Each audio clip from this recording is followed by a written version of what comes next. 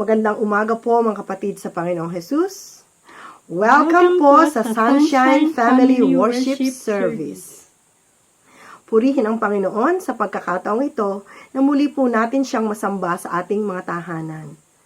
Napakalaking pagkakataon po nito na makapagpuri, makapanalangin at makapag-aral ng salita ng Panginoon kasama ng ating mga pamilya. Basahin po natin ang mga awit 31 verses 1 to 5. Sa iyo, O Panginoon, nanganganlong ako. Huwag akong mapahiya kailanman. Palayain mo ko sa iyong katwiran. Ikiling mo ang iyong pakinig sa akin. Iligtas mo akong madali, maging matibay na kanlungang kanawa sa aking bahay na sanglaan, upang iligtas ako. Sapagkat ikaw ang aking malaking bato at ang aking kuta, alang-alang sa iyong pangalan ay pangunahan mo ako at patnubayan mo ako. Hugutin mo ako sa silo na kanilang inilagay na lihim, ukol sa akin. Sapagkat ikaw ang aking katibayan, sa iyong kamay ay inihahabilin ko ang aking diwa. Iyong tinubos ako, O Panginoon. Ikaw na Diyos ng katotohanan. Papuri sa Panginoon sa pagkabasa ng kanyang salita. Tayo po ay manalangin. Panginoon namin Diyos na makapangyarihan sa lahat. Maraming salamat po sa umagang ito na ibinigay niyo sa amin ang pagkakataong ito na kami ay muling makapanambahan sa iyo. Diyos ko, sa umagang ito, hinihiling po namin na sana patawarin niyo kami sa aming mga nagawang kasalanan, sa aming pagkukulang, sa aming mga nagawang masama sa aming isip, sa aming salita, sa aming gawa. Nawa Panginoon, linisin mo kami ng iyong banal na dugo. At nawa Panginoon, kami maging karapat-dapat sa iyong harapan. Diyos ko, sa umagang ito, dinadalahin po namin ang aming pananambahan ngayong araw na ito. Tulungan niyo po kami, samahan niyo po kami, Panginoon. Gabayin niyo po kami at nawa Panginoon ng iyong mga salita na aming pag-aaralan ay makintal sa aming mga puso at isip. At nawa Panginoon, magamit namin sa aming pamumuhay. Tulungan niyo rin po, Panginoon, ang aming pastor na magdadala ng iyong salita.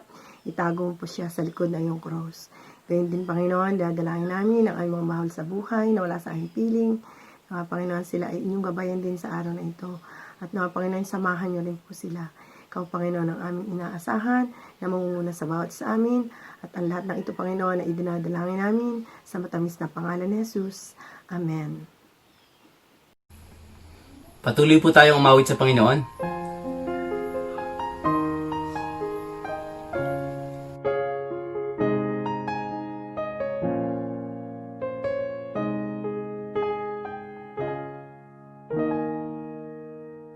Above all powers, above all kings, above all nature and all created things, above all wisdom and all the ways of man,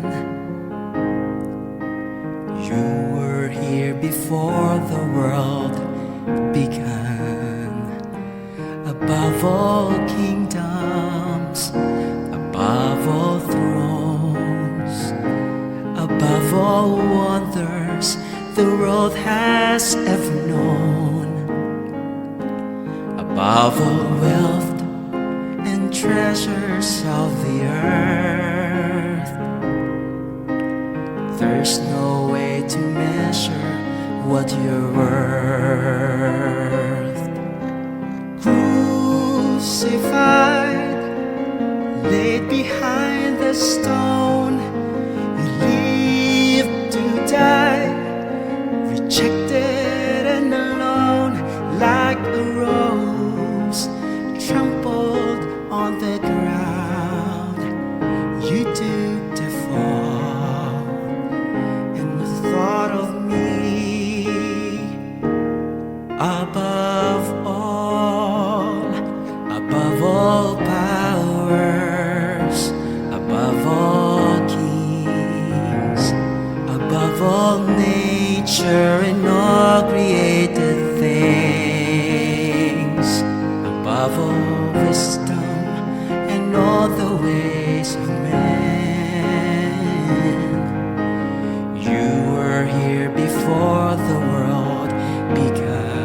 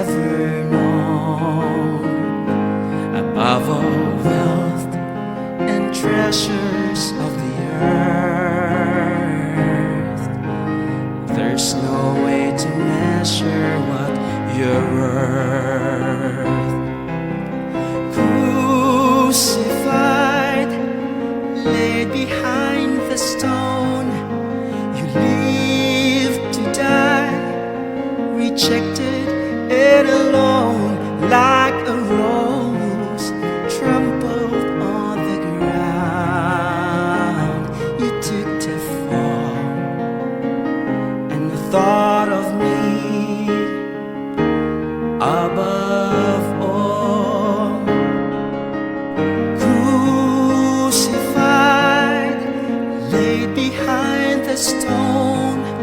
You lived to die, rejected and alone, like a rose trampled on the ground.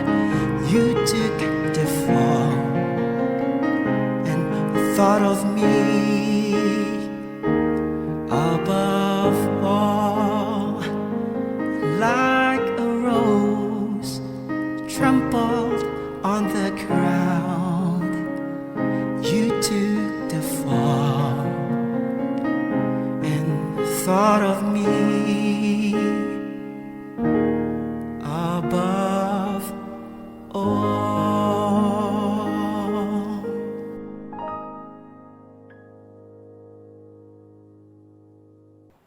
Good morning po sa ating lahat. Salamat po muli sa Panginoon sa ating pagkakatipon ngayon sa ating mga sari-sariling tahanan, kasama ang ating pamilya, ang ating mga mahal sa buhay. Tayo po ay sa panahon na ito patuloy tayong dumadalangin sa Panginoon, humihingi ng awa at biyaya mula sa Kanyang presensya. At alam natin na ang Panginoon ay may kontrol ng lahat ng bagay at kumikilos ang Panginoon sa mga bagay na kung saan ay hindi natin alam.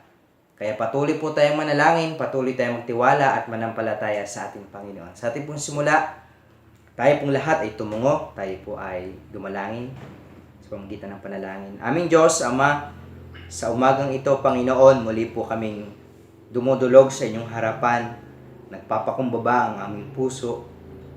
Kami po ay inyong linisin sa aming mga kalikuan, ang aming mga isipan, ang aming puso, ay patuloy, Panginoon, nagpapakumbaba sa inyo, Panginoon.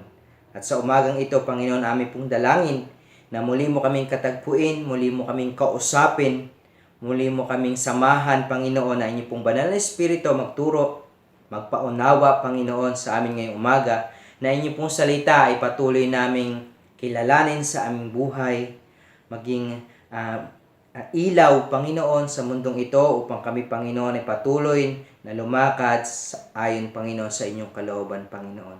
Muli, Panginoon, ay handa mo ang aming puso, ang aming isipan, ng aming sarili ngayong umaga. Ang bawat isa, Panginoon, ay muli mo, Panginoon, tulungan na inyo pong salita ay patuloy na mahayag.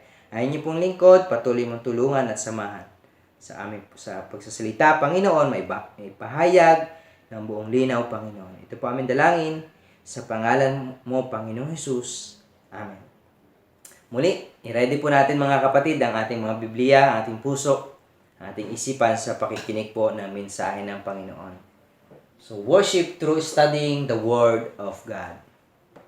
So, ating pong pag-aaralan mga kapatid, ang mensahe po ng Panginoon ngayong umaga ay pinamagatang For God's Special People. For God's Special People. Mula po sa 1 Peter chapter 1, verses 1 and 2. Masayang malaman na ikaw ay mahal at special sa harapan ng Panginoon. Totoo nga ba na ikaw ay special sa harapan ng Panginoon? So titingnan po natin mga kapatid ang mensahe po ng Panginoon sa book po ni Pedro na ating pag-aaralan ngayong umaga. Si Apostol Pedro po ay lingkod ng Panginoon na ginamit sa mga ministry na kung saan ay ating titingnan ang kanyang pong biography o ang kanyang talambuhay. Simulan po natin ang kanyang talambuhay. So si Pedro po ay makikita natin yung kanyang buhay nung wala pa ang Panginoong Hesus. Sino ba ito si Pedro? Ano ba ang kanyang pagkatao? Ano ba ang kanyang karakter? So si Pablo po ay, ang original na name niya po ay Simon o Simon. But Christ called him Cephas, which mean rock, in John chapter 1 verse 41. So mismo ang Panginoon ang nagbago ng kanyang pangalan. Sa Tagalog ay Pedro o Cephas, na ang ibig sabihin nito ay bato. Siya po ay taga Galilea, na kung saan sa town ng Bethsaida. Maring barangay kung sa atin tawagin. And siya po, ang ama niya po ay si John or Jonah. At ang kanyang pong kapatid ay pangalan niya ay Andrew, na kung saan ay lagi niya kasama sa kanyang trabaho. At si Peter din po at si Andrew ay parehas pong mangingisda. At sila pong mismong dalawa ay ayon po sa scholar ng Biblia, sila po ay disipulo ni John the Baptist in John chapter 1 verses 35 to 40. At si Pedro po, makikita natin kung ating babasahin ang Marcos 1 verse 30, siya po ay may asawa. Ano po? At binanggit po doon sa verse na yon, siya po ay may bianan. Hindi lang po sinabi kung ano ang kanyang pangalan ng kanyang asawa, at di rin po sinabi sa Bible kung siya baga ay mayroong anak o mga anak. So tingnan naman po natin ang kanyang buhay, nakasama niya na ang ating Panginoong Hesus. So makikita po natin sa mga verses o sa verse ng Luke o Lucas chapter 5 verse 8 ay sincere po ang kanyang pagpapakita ng kanyang pagkilala sa Panginoong Hesus. Kung babasahin po natin itong book na ito, ang sabi niya ay master. Ano po? Maring rabbi. Pero kinonsider po niya na si Jesus ay Lord. At nakita niya po dahil ang ginawa niya ay sinunod niya ang Panginoong Hesus at nakita niya totoo na maraming isda ang kanilang nahuli at na-realize niya po na siya po isang taong makasalanan at ang kaharap niya ay hindi lang eksperto sa Biblia o sa salita ng Panginoon, hindi lang siya master kundi siya ay Lord. At sabi niya, Lord, lumayo ka sa akin, Panginoon, lumayo ka sa akin sapagkat ako'y taong makasalanan. So nakita niya po na siya po ay isang taong makasalanan at ang kaharap niya talaga ay ang Panginoong Hesus. At in Luke chapter 5 verse 10, Jesus calling for the ministry. Ano po? Nung time pong ito, nung sa kanilang pangingisda ng kanyang mga kapatid ni John at saka po ni Andrew, ay nakita niya na ang Panginoon na ito, ang kausap po pala ay ang Panginoon. At doon po nagsimula ang ministry na pagkatawag ng Panginoong Jesus kay Pedro o kay Simon. Iniwanan nila ang kanilang lambat, iniwanan nila ang kanilang trabaho, iniwanan nila ang kanilang magulang, at sumunod siya sa Panginoon. Peter, Andrew, James, and John were the first disciple of Jesus. Sila pong apat ang unang disipulo ng Panginoong Jesus. And Luke chapter 9 verse 20, si Pedro po ang kauna-unang disciple na tumawag sa Panginoong Jesus na Messiah. Kristo ang tagapagligtas. And then Peter called him, "You are the Christ, the Son of the living God." Ito po si Simon o si Pedro, sinabi niya po, ikaw ang anak ng Diyos, ikaw ang kataas-taasang anak ng Diyos. Ikaw ang tagapagligtas. You are the Savior of the world. Ano po? Si Pedro po ang nagsabi nito kay Jesus. At totoong dahil po sa ministry ng Panginoon na lagi niya kasama, ay nakikilala na po ni Pedro kung sino si Jesus. And Peter was part of the inner circle along with John and James. Ano pong ibig sabihin ng inner circle? Ito po ay kumbaga sa atin, ay ito yung pinaka malapit sa Panginoon. Ano po, kumbaga sa ating barkadahan, ay ito yung talagang intimate, ito yung barkada talaga ng Panginoon. Kahit saan pumunta ang Panginoon, itong tatlong ito ay lagi niyang kasama. And then, dahil din po sa laging kasama niya ang Panginoon, in Matthew chapter 17 verse 2, ay talagang nakita ni Pedro na ang Panginoong Jesus ay nagkaroon ng transfiguration. Nagbago at nagliwanag ang kanyang muka. Nakita niya talaga ang divine glory ng Panginoong Jesus. Face to face, mga kapatid. At yan ang patutupo ni Pedro. Itong kasama kong ito, hindi lang basta guro. He is the Lord. He is our Savior. And Peter walked on the water, but he sank when his faith wavers on that moment. Ano po? Nabasa niyo po ito sa Matthew chapter 14 verses 28 to 31. Na nakita niya, sabi ni Pedro, Panginoon, kung ikaw yan, pupunta ako dyan. At ang ginawa po ni Pedro, umalis po siya sa kanyang bangka and then lumakad sa tubig. Habang papalapit po siya sa Panginoon, ay nakita niya ang malaking alon. At nagkaroon po siya ng doubt, nagkaroon siya ng faithless, na nakita niya na napaparating sa kanyang alon at doon siya lumubog. Ano po? na kahit kaharap niya na ang Panginoon. Dito po si Pedro, makikita po natin, ang karakter din po ni Pedro ay minsan ay paiba-iba. Ano po? Minsan hindi consistent. Minsan kahit kasama niya na ang Panginoong Jesus, ay meron pa rin siyang doubt, meron pa rin siyang kawalan ng pananampalataya. Kaya sabi po ng Panginoon, kay kaaliit naman ang iyong pananampalataya. Ano po? Peter witnessed many miracles na kasama niya ang Panginoong Jesus. Isa sa mga miracles na nakita ni Pedro, pagpapakain sa mga libu-libong mga tao. Pinarami niya ang 5 tinapay at 2 isda. Pinagaling ang bulag. Pinalakad ang pilay. Jesus wash his feet on his disciple, but Peter refuses to wash his feet. Ano po? Nabasa na po natin ito mga kapatid, no? Ang Panginoon, ganong ka-intimate, ganong kalalim ang pag-ibig ng Panginoon sa kanyang mga disciple. Ito po ay pagpapakita ng servanthood. Ano po? Pagpapakita ng pagpapakumbaba bilang lingkod ng Panginoon. At nung time na huhugasan na po si Pedro ng paa, sabi, huwag mo akong hugasan, Panginoon. Ano po ang sagot ng Panginoon? Kung hindi kita huhugasan, kung hindi ko ito gagawin sa iyo, wala kang bahagi sa akin. At alam niyo po, ang response ni Pedro, Panginoon, hindi lang pa ako ang hugasan mo, pati buo kong katawan. Na minsan hindi naintindihan po ni Pedro ang sinasabi ng Panginoon. Sabi nga po ng mga scholar, ang kanya daw pong bibig ay korteng paa. Si Pedro po, ang attitude po ni Pedro ay mabilis magsalita. Minsan hindi po siya nag-iisip. Minsan gumagawa siya ng bagay na kung saan hindi niya talaga pinag-iisipan. Ito ba ay kalugod-lugod sa Panginoon? Ito ba ay tama? Peter promised to Jesus that no one can harm on him, but he failed and denied Jesus 3 times. Sabi na po ng Panginoon, pinaliwanag po ng Panginoon na malapit na ang aking oras. Ano po?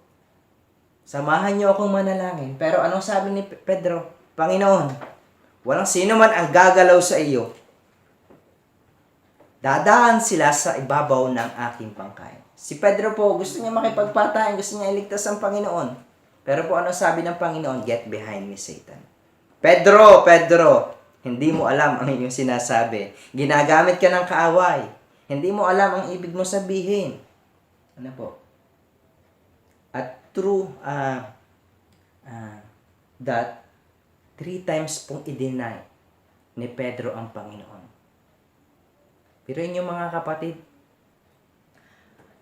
si Pedro po ay deny ang Panginoon. Ibig sabihin, denying the Lord Jesus Christ means hindi niya kilala, hindi niya nakasama, at hindi niya maring hindi kilala ang pagkatao. 3 times. Na ito po ay sinabi ng Panginoon, Pedro, 3 mo akong beses ikakaila bago tumila ako. In Luke chapter 22 verse 33. Peter returned to his job and as fisherman, but Jesus met him on the shore, ate with meal, and questioned 3 times whether he loved him. Alam niyo po, ganun kamahal ng Panginoon si Pedro.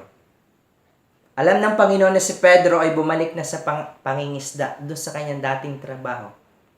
Alam niyo po, ganun tayo kamahal ng Panginoon. Kahit minsan iniwanan natin ang Panginoon sa ere, minsan pinagpalit natin ang Panginoon.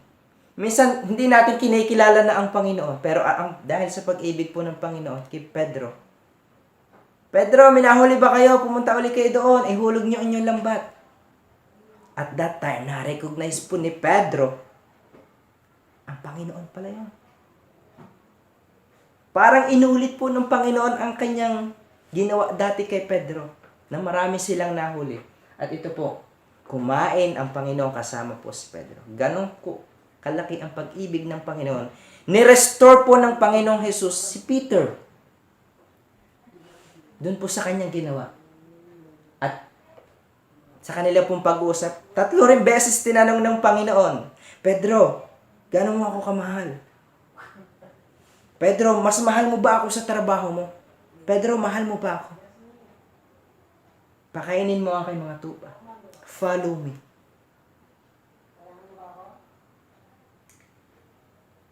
Peter became the leader of the group. He was the chief spokesman on the day of Pentecost. Alam niyo po, dahil po sa pag-ibig ni Pedro sa Panginoon, ang Panginoon po ay umakyat na sa langit. Ginamit po siya ng Panginoon. Siya po yung tumayong leader in Acts chapter 2 verse 14, na kung saan po sa kanyang pangangaral, sa kanyang pong pagpipreach ng gospel, ay 3,000 po na mga tao nakakilala sa Panginoon. Sabi po ng Panginoon, pangako ng Panginoon, through Peter, I will build my church. Upon this rock, I will build my church. So, ginamit po ng Panginoon si Pedro para po itayo ang kanyang iglesia. At makikita po natin na si Pedro ay talaga napakasigasig na gawain ng Panginoon. Ang dami po niyang nakakasama sa gawain ng Panginoon at sa pag-ibig ng Panginoon.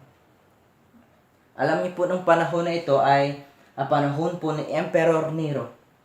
At dahil po sa pag-ibig ni Pedro sa gawain ng Panginoon, Peter died in Rome by crucifixion under the reign of Emperor Nero in 64 AD. Ano po? Paano ba si Pedro namatay? Si Pedro po ay namatay sa krus ng patiwarik. Kasi sinabi niya po, hindi ako dapat mamatay na katulad ng sa Panginoon. I am not worthy. Hindi ako karapat-dapat. At hiniling niya po ay siya po itiwarik. At doon siya pinugutan ng ulo.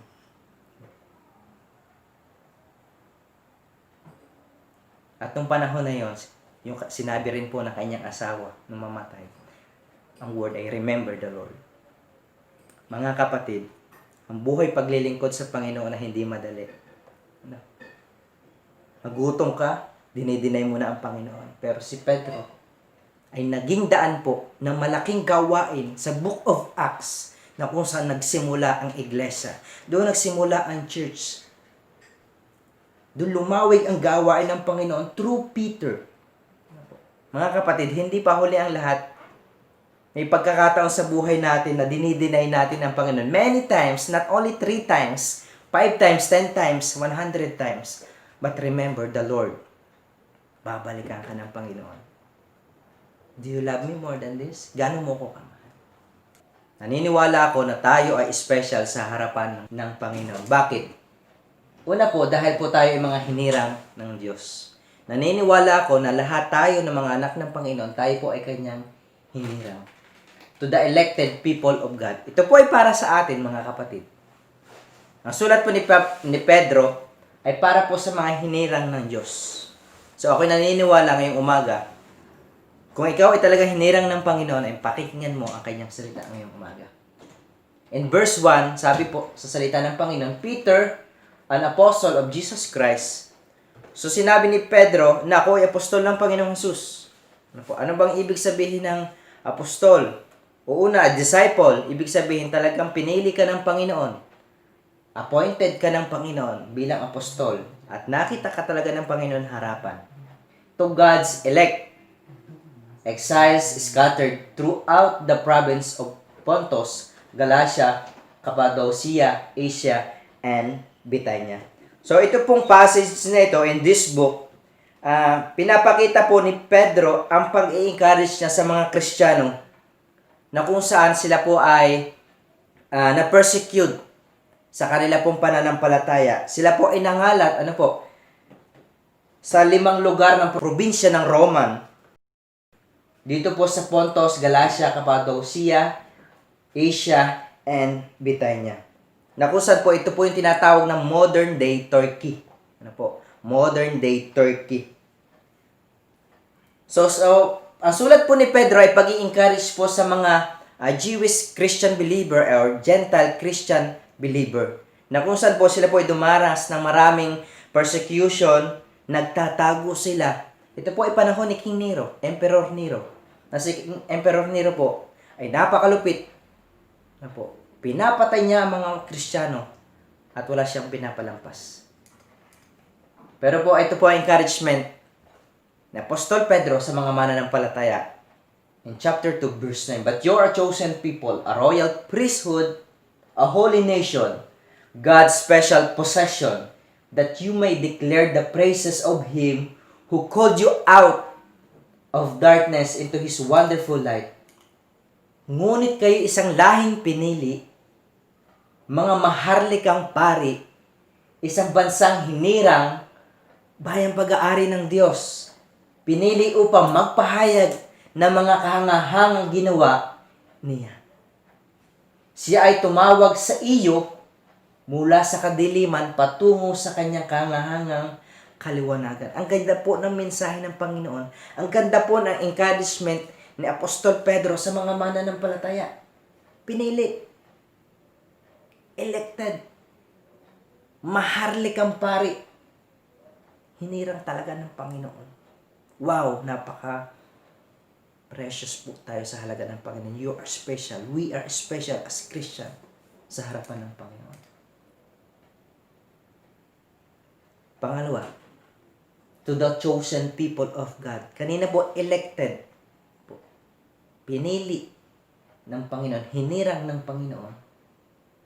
Para po sa mga pinili ng Diyos.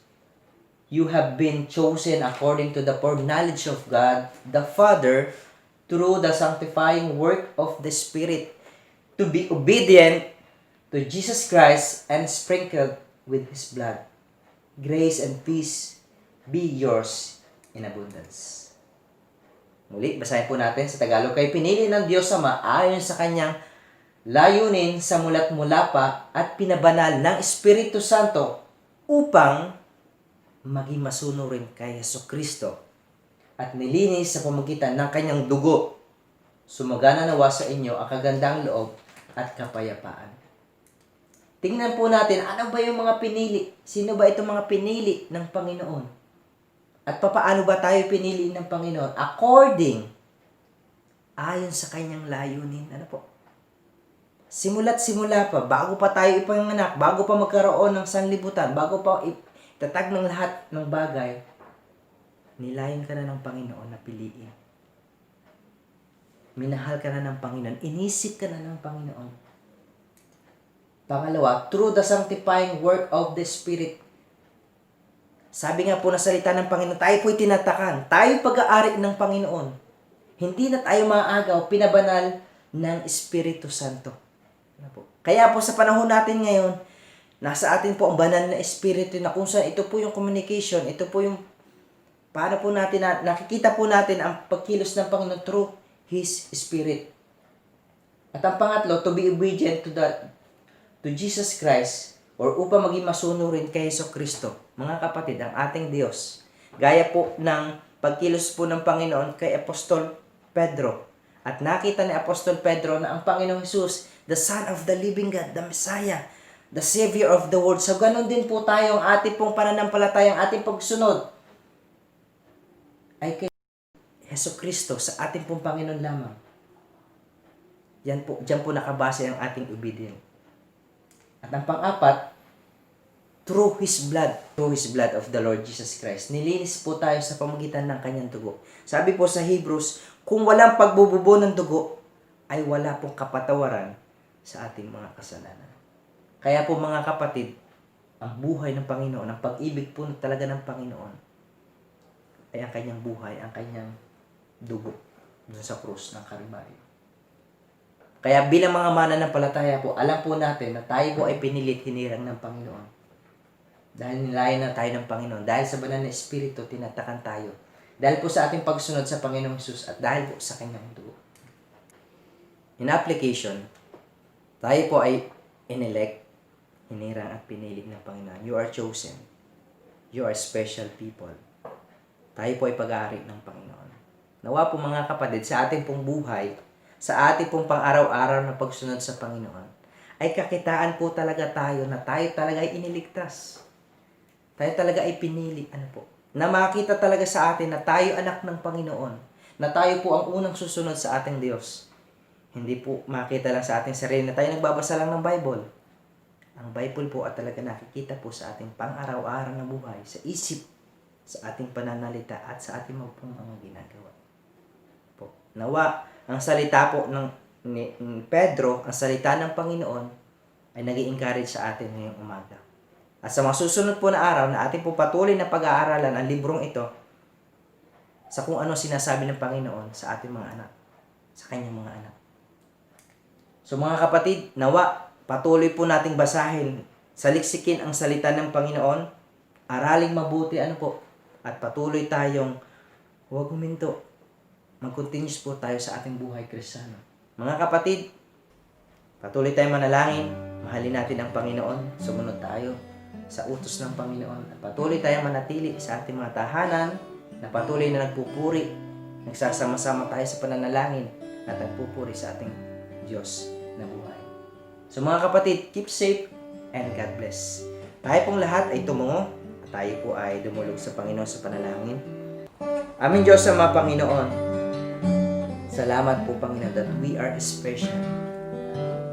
Kami po inyong pinigtas, kami po inyong pinili, kami po inyong hinirang, Panginoon, para po sa isang iyong layunin, Panginoon, na mabigyan ka namin, Panginoon, tunay na kapurihan, Panginoon, na karapat dapat na pagsamba, Panginoon. Lord, salamat po sa tunay na pag-ibig mo sa amin, na hindi po, Panginoon, sa pamagitan lang, Panginoon, ng inyong salita, kundi sa pamagitan mismo, Panginoon, ng inyong pong dugo, ng inyong buhay, Panginoon. Through Peter's life, Panginoon, ipinakita niyo po ang inyong pong pag-ibig, Panginoon, ang inyong pong pagre-restore sa mga taong minsan ay nagdi-deny, Panginoon, not only at 3 times, but many times, Panginoon. Lord, kung meron man, Panginoon, sa mga nakikinig na kanilang tahanan, Panginoon, na kung saan nalalayo na, Panginoon, ang aming buhay sa inyo, Panginoon. Lord, i-restore niyo po ang kanilang puso, Panginoon. Ako po'y dumadalangin, Panginoon, na inyo pong banal na Espiritu ay patuloy na mangusap, Panginoon. Lord, na hindi pa po huli ang lahat, Panginoon. Lord, inyo pong nilalapitan, inyo po talagang pinupuntahan, Panginoon, inyong kinukonbik, Panginoon. Lord, at patuloy niyo po sinasabi, gano'n mo ako kamahal. Mas mahal mo ba ako sa trabaho mo, Panginoon? Lord, lahat po ng bagay ibinigay niyo po sa amin, Panginoon. At ibibigay niyo rin po, Panginoon, ang lahat ng bagay kung kami patuloy na susunod sa inyo, Panginoon. Lord, alam ko po ang inyong mga anak na kung saan nagbibigay, Panginoon, ng buhay, Panginoon, sumusunod sa inyo ay hindi mo kailanman ay pagkukulangin, Panginoon. Through Peter's, Panginoon, testimony, Panginoon, siya po ay ginamit mo, Panginoon, para po magsimula, Panginoon, ang gawain, ma-expand ang gawain ng iglesia, Panginoon, ang church, Panginoon, na kung saan ay itinayo mo po, Panginoon, at pangako mo, Panginoon, upon this rock I will build my church, Panginoon. Lord, nawa po ang mga iglesia mo, Panginoon, sa mga kanya-kanyang tahanan ay nagpapatuloy, Panginoon. Lord, i-empower niyo po, Panginoon, ang mga nanghihinang spiritual na buhay, Panginoon. Ang mga magulang, Panginoon, ay maging good example sa kanila po mga anak, sa community, Panginoon, ng bawat pamilya, Panginoon. At Panginoon, sa oras po ito, Panginoon, patuloy niyo pong padaluyin na inyong pamilya. Patuloy niyo pong padaluyin na inyong pong biyaya sa amin. Lord, kami po'y naniniwala na kayo po ang Panginoon, Panginoon Jesus. Salamat po, Panginoon. Pinupuri ka po namin, dinadakila sa umagang ito. Sa pangalan mo, Panginoon Jesus. Amen.